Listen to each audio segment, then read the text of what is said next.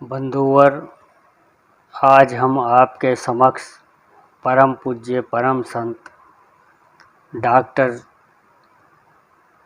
श्री हरनारायण सक्सेना साहब द्वारा लिखित एक लेख जो आपने यादें पुस्तक में लिखा है, जिसका शीर्षक है पुलिस का फंदा मेरा उद्धार। यह लेख प्रस्तुत करते हुए बड़ा हर्ष हो रहा है। इसे वीडियो के माध्यम से बताने की कोशिश कर रहे हैं। गुरु भगवान से प्रार्थना है कि कृपया हम सब पर अपनी दया और कृपा बनाए रखें। इससे पहले हम आगे बढ़ें, यदि आपने अभी तक इस चैनल को लाइक सब्सक्राइब न किया हो तो करने की कृपा करें और कमेंट करके ये अवश्य बताएं कि आपको ये लेख कैसा लगा। तो आइए सुनते हैं एवं देखते हैं पुलिस का फंदा मेरा उद्धार। यह विवरण हमारे पुराने अनुभवी तथा अभ्यास में बड़े चढ़े भाई साहब से, जिनकी आयु 75 वर्ष होगी, संबंधित है और स्वयं अपने पर बीती हुई घटना का विवरण उन्हीं का लिखा हुआ है। यहाँ ज्यों का त्यों पाठकों की, दर्शकों की सेवा में प्रस्तुत है। आपकी इच्छा यही थी कि आपका नाम इसके साथ प्रकाशित न किया जाए, अतः हम उनका पूर्ण परिचय पाठकों को नहीं दे रहे हैं। आपकी रेल सेवा के समय में ही एक रेल की बहुत बड़ी दुर्घटना होते होते बच गई। गुरुदेव की अनुमति लेकर आपने स्वयं ही त्याग पत्र दे दिया और सेवा मुक्त होकर कानपुर अपने घर चले गए। वहाँ एक व्यापारिक संस्थान में आपको कुछ कार्य ऐसा मिला कि आपने बड़ी सुविधा से अपने पुत्रों पुत्रियों को उच्च शिक्षा देकर उनके विवाह आदि कर दिए। आज ये सपरिवार संतोष का जीवन व्यतीत कर रहे हैं। आप पर गुरु कृपा विशेष है और इसी कारण सांसारिक तथा आध्यात्मिक रूपों से हम उन्हें धनी कह सकते हैं। यहाँ इस विवरण में परम संत महात्मा डॉक्टर कृष्ण स्वरूप जी साहब तथा भाई साहब परम पूज्य ठाकुर राम सिंह जी साहब का नाम आता है। इन महापुरुषों का परिचय हमारे दर्शकों को इससे पूर्व भी मिल चुका है। अब इस संस्करण में हम अपना नाम प्रकाशित करना उचित समझते हैं। आपका नाम महात्मा श्री प्रताप नारायण जी कपूर, कानपुर निवासी है। इस संस्करण के निकलने से पहले आपका स्वर्गवास हो गया। अब उन्हीं के शब्दों में सुनिए एवं देखिए। पुलिस का फंदा मेरा उद्धार। सन 1934 की बात है, जब मैं राजस्थान नवलगढ़ स्टेशन पर रेलवे में तार बाबू का काम करता था। पुलिस अथवा सरकारी अफसरों, कचहरी आदि से सदा घबराता रहता था।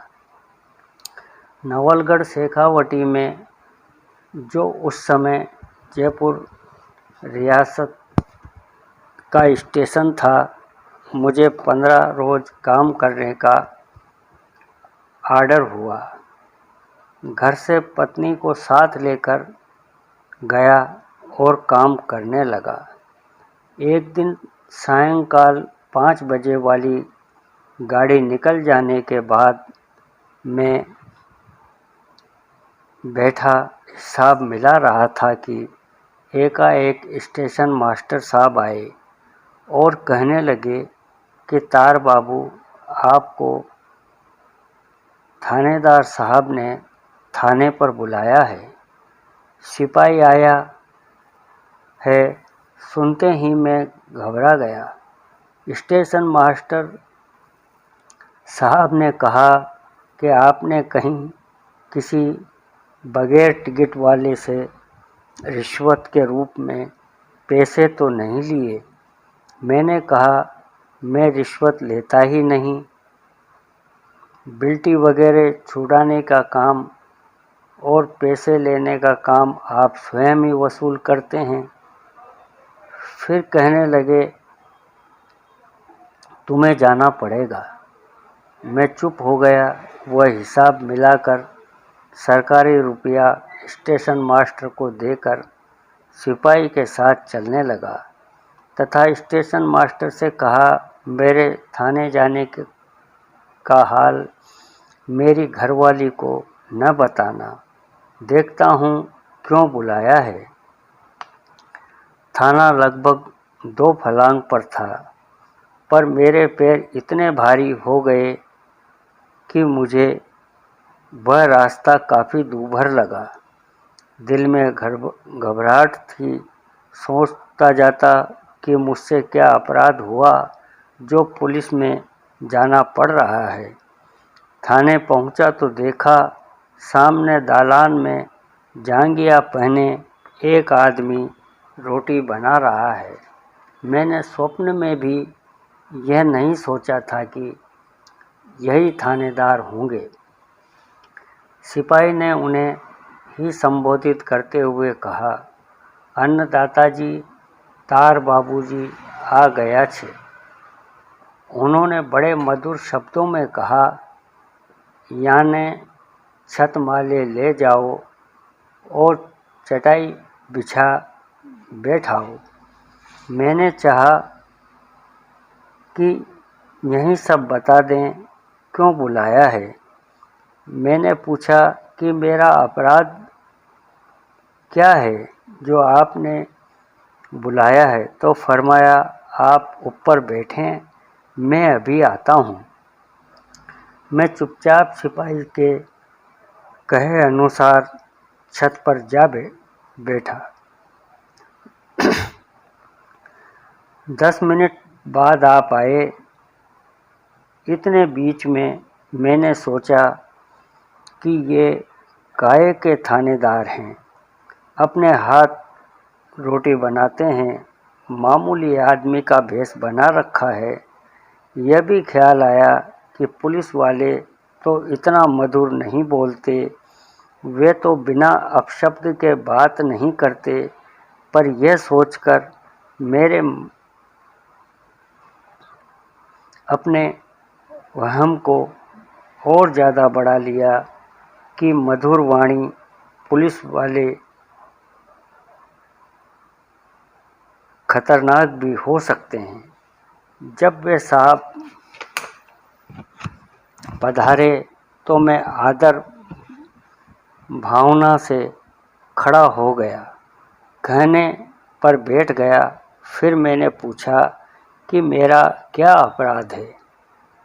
तो फिर मधुर शब्दों में बोले, आप डरे नहीं, मैंने तो केवल आपको मिलने के लिए बुलाया है, किसी अपराध में नहीं। सुनकर मेरी जान में जान आई। फिर पूछा, आप क्या करते हैं? मैंने जवाब दिया, मैं तार बाबू हूँ, रेलवे में नौकर हूँ। बोले, नहीं, आप ईश्वर के वास्ते क्या करते हैं? मुझे जल्दी जान छुड़ाने की पड़ी थी। पुलिस वालों से ज़्यादा बातचीत करना ठीक नहीं समझता था। सो कहा, मैं यदा कदा रामायण पढ़ लेता हूँ, बाकी कुछ नहीं। फिर उन्होंने कहा, शांत होकर आंख बंद कर बैठने को कहा। मैं बैठ गया, पर घबराहट के साथ। 15 या 20 मिनट बाद आंखें खोलकर पूछा, आपको क्या लगा? मैंने कहा, मुझे तो कुछ मालूम नहीं पड़ा। कहा, खैर, आप क्या अजमेर भी जाते हैं? हाँ, जब ऑर्डर वहाँ जाने का मिलता है तो जाता हूँ। बोले, अगर आप वहाँ जाएं, वहाँ एक डॉक्टर साहब रहते हैं, अध्यात्म विद्या के संत हैं, आप मिलेंगे तो खुश होंगे। मुझे तो पीछा छुड़ाना था, अतः कबूल कर लिया कि अच्छा, जाऊंगा तो मिलूंगा। तब आपने उसी सिपाही को बुलाकर मुझे स्टेशन तक पहुंचा आने का हुक्म दिया। स्टेशन मास्टर मेरी राह देख रहे थे। पूछने पर सब बता दिया। यह पहेली न उनके समझ में आई न मेरे। इस घटना के करीब 8-9 बाद मेरी नौकरी स्टेशन झालाना, जिसका नाम आजकल गांधीनगर हो गया है, पर हो गई। वहाँ एक कस्टम क्लर्क थे। उन्होंने कहा, छोटे बाबूजी, आओ, चलो जयपुर में आपको कीर्तन सुना लावें। कीर्तन करने वाले गौरांग महाप्रभु के अनुयायी थे। सुनने में बड़ा आनंद आया। खत्म होने पर कस्टम क्लर्क ने पूछा, क्या आप हमारे क्वार्टर पर भी यह कीर्तन करने आ सकते हैं? उन्होंने पूछकर कहा, हाँ हाँ, आ सकते हैं। अतः मैंने उनसे एक दिन नियत कर लिया। मैंने पूछा कि मुझे क्या करना होगा। उन्होंने कहा, आप तो केवल भगवान का मंडप बनवा लें, वह हलवा पूरी का प्रसाद, गाने बजाने का साथ सामान ये अपने साथ ही लाएंगे। निश्चित दिन 7 बजे ये मंडली पधारी। वह स्टेशन से 200 कदम की दूरी पर से ही हरि कीर्तन करती आई। आकर मंडप के सामने कीर्तन करने लगे। मैं भी प्रेम विभोर हो गया, रोमांच हो आ गया। रात 12 बजे तक हरि कीर्तन, भजन इत्यादि हुए। उस मंडली में 2 बालक 8-9 साल के थे, जिनने बहुत भजन अच्छे गाए।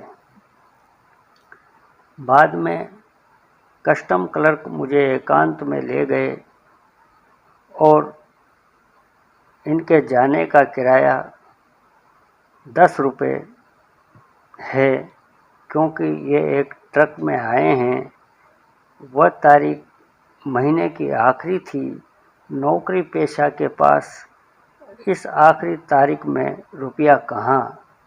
खैर, स्टेशन के सरकारी केस से मैं 10 रुपये लाकर दे दिए। फिर उसने कहा कि यह मंडली जहाँ जाती है 35 रुपये लेती है। मैंने कहा, यह तो मुझे बताया नहीं था, वरना मैं 40 रुपये तनख्वाह पाने वाला कैसे ये व्यय कर सकता हूँ। खैर, मैंने वह भी सरकारी खजाने से लाकर दे दिए। उनके चले जाने पर उन्हीं भगवान कृष्ण के सामने कान पकड़कर उठा बैठा कि आइंदा ये किराए का कीर्तन नहीं कराऊंगा। एक दिन जैसे ही कीर्तन करने के बाद क्वार्टर से बाहर निकला, वह स्टेशन की तरफ देखा तो देखता हूँ कि वही थानेदार साहब जो नवलगढ़ में मिले थे, बेंच से उठकर मेरी ओर आ रहे हैं। कहने लगे, अरे तार बाबू, आप कीर्तन कर रहे थे, बहुत सुंदर कीर्तन था। मेरी जान निकल गई कि जैसे तैसे वहाँ इनसे पिंड छुड़ाया था, आप फिर आ गए। कोई चारा न देखकर मैंने कहा, मैं ही कीर्तन कर रहा था। पूछा कि क्या आप उन डॉक्टर साहब से अजमेर में मिले थे? मैंने कहा नहीं मिल पाया। बोले कि बड़ी खुशी की बात है, वही डॉक्टर साहब यहीं जयपुर में आकर रहने लगे हैं। हल्दियों के रास्ते में साता ठाकुर के नोहरे में रहते हैं। गनगोरी दरवाजे में होम्योपैथिक की दुकान है। इतने में गाड़ी आई और वे साहब तो बैठकर चले गए। मेरे दिल में इन डॉक्टर साहब से मिलने की तीव्र इच्छा पैदा हुई। साइकिल उठाई, चल दिया। जयपुर समय प्रातः 9 बजे का था। गनगोरी दरवाजे पर उसी दुकान पर पहुंचा, देखा 5-7 मरीजों से घिरे हैं। मैं भी बैठ गया। जब सबसे निमट लिए तो मेरी तरफ मुखातिब हुए। पूछा, आप कैसे आए? मैंने कहा, मरीज तो मैं भी हूँ और एक थानेदार साहब जिनका नाम श्री राम सिंह जी है, उन्होंने आपसे मिलने का आदेश दिया है। यह सुनकर 2-3 मिनट चुप हो गए। फिर बड़ी मधुर भाषा में कहा, आपका नाम? मैंने बताया। फिर फरमाया कि जनाब यह बाज़ार है, एक मरीज आता है, एक मरीज जाता है। मैं आपकी क्या सेवा कर सकता हूँ? हाँ, अगर आपको तकलीफ़ न हो तो सायंकाल घर तशरीफ़ लाएं, मुझे बड़ी खुशी होगी। मैंने इजाज़त मांगी और झालाने आ गया। मेरी ड्यूटी रात्रि 12 बजे से थी, अतः मैं 4:30 बजे हल्दियों के रास्ते में उस नोहरे में पहुंच गया। आंगन चौक में हाथी बंधा था। पूछने पर एक आदमी ने कहा, वो नाल से थे, चला जाओ। मैं नहीं समझा और खड़ा रहा। फिर उस आदमी ने कहा, डॉक्टर साहब ऊपर रहें छे, ते ही नाल से चला जाओ। तब समझ में आया कि यहाँ जीने को नाल कहते हैं। पूज्य डॉक्टर साहब 3 मिनट बाद ही नीचे उतरकर आ गए। कमरा खोला, चटाई निकाल कर बिछाई और बैठे। वही थानेदार साहब वाला सवाल किया कि क्या करते हैं? मैंने बताया, आजकल तो प्रातःकाल स्नान कर मूर्ति के सामने कीर्तन करता हूँ। फिर वे शांत हो आंख बंद करके बैठ गए तो मैं भी बैठ गया। 10 मिनट बाद आंख खोलकर पूछा, कैसा लगा?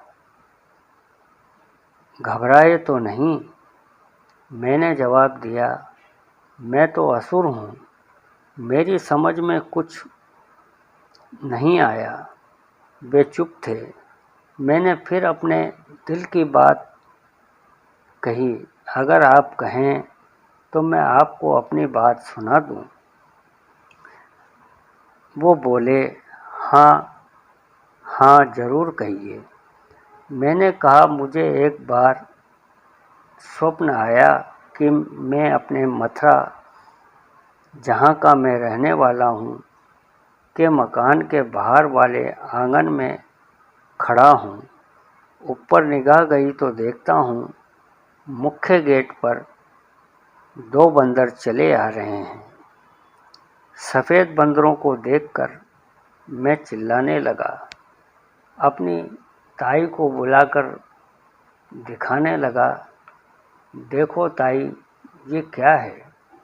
वे बाहर आई, देखा तो मेरा घरेलू नाम लेकर कहने लगी, चूनिया, ये तो सतगुरु हैं। ये सुनते ही मैंने प्रार्थना की, मेरा चित्र बहुत डामाडोल रहता है, स्थिर नहीं होता है। उन्होंने मुझे 3 पुड़ियाँ दी और फिर वे गायब हो गए। मैं जग गया तो साहब वह 3 पुड़ियाँ स्वप्न की कहाँ गईं पता नहीं, पर धारणा दिल में कर ली कि जो संत महात्मा इन पुड़ियों का मतलब बताएंगे, मैं उनको गुरुदेव मान लूँगा। वे मुस्कुराए। वह एक टालू मिक्सचर पिला दिया। जनाब, यह तो ख्वाब है। ख्वाब की बातें ख्वाब ही हैं। ख्वाब की बातें सच्ची नहीं भी होती हैं। और यहाँ न कोई गुरु है और न चेला है, यहाँ तो भाईचारा है। यह सुनकर मैं खामोश रहा। थोड़ी देर बाद जाने की इजाज़त चाहिए तो फिर मृदु वाणी में फरमाया कि भाई साहब, आपसे मिलकर बड़ी तबीयत खुश हुई। अगर हो सके तो जब फुर्सत मिले आते रहा कीजिए। मैं दुकान के बाद घर पर ही रहता हूँ। मैं चला आया। फिर रोज़ाना शाम को हाजिर होता, वह ध्यान में बैठता, पर समझ में कुछ न आता। स्वप्न का हल न होने पर मुझे नहीं आना चाहिए था, पर आता रहा। यह कशिश आकर्षण क्यों थी, मैं नहीं जान सका। 1 हफ्ता गुजर गया। एक दिन ध्यान कर चुके तो फरमाया, भाई, एक बड़े संत मुसलमान में हुए हैं, जिनका नाम मौलाना रूम था। उनका एक शेर याद आ गया, सुनाता हूँ। चश्म बंदो, गोश बंदो, लब्बो बंदो, गर न बीनी, सिर्रे हक, बर मन भी खंद। मैंने कहा, ये भाषा तो नहीं जानता, मेरे पल्ले तो कुछ न पड़ा। आपने कहा, सीधा सा मतलब है, आप अपनी आँखें बंद कर लें, कान बंद कर लें और जुबान बंद कर लें। फिर भी अगर आपको ईश्वर का दर्शन न हो तो मेरी हंसी उड़ा देना। भाई, आंखें बंद करने के माने ये नहीं कि आप आंख बंद करके चलें और कहीं ठोकर खाकर चोट खा बैठें। फिजूल की बातें न सुनें, ज़बान से फालतू बातें न करें। अगर देखें तो भगवान के दर्शन को आंखें उठें। पवित्र धार्मिक वार्तालाप सुनें। मुंह से परमपिता परमात्मा का, संतों का गुणगान करें। और अगर इतने पर भी आपको ईश्वर का दर्शन न हो तो मेरी मजाक उड़ा देना। यह मानी है, मेरी समझ में आपके स्वप्न की यही 3 पुड़ियाँ हैं। परम पूज्य डॉक्टर साहब के ये तीनों मंत्र मुझे तस्कीन दे गए, मेरे दिल में बैठ गए और मैंने फ़ौरन ही उनके चरणों में नमन कर उनको गुरुदेव मान लिया और मेरा आना जाना फिर घरेलू सा हो गया। धन्य हैं उन थानेदार साहब ठाकुर राम सिंह जी को जो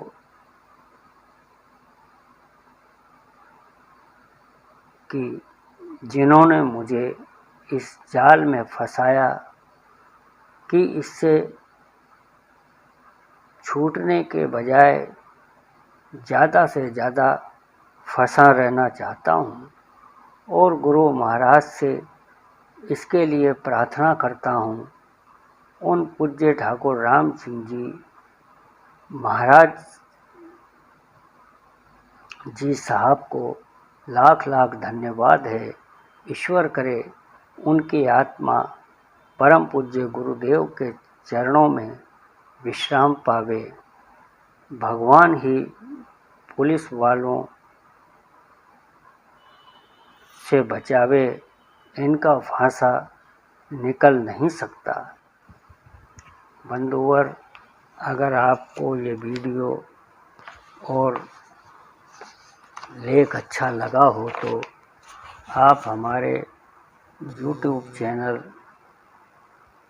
राम समाधि आश्रम संत थानेदार को लाइक सब्सक्राइब करने की कृपा करें और कमेंट करके ये अवश्य बताया करें कि वीडियो आपको कैसा लगा। एक विनम्र निवेदन है कि आप वीडियो को पूरा सुना करें।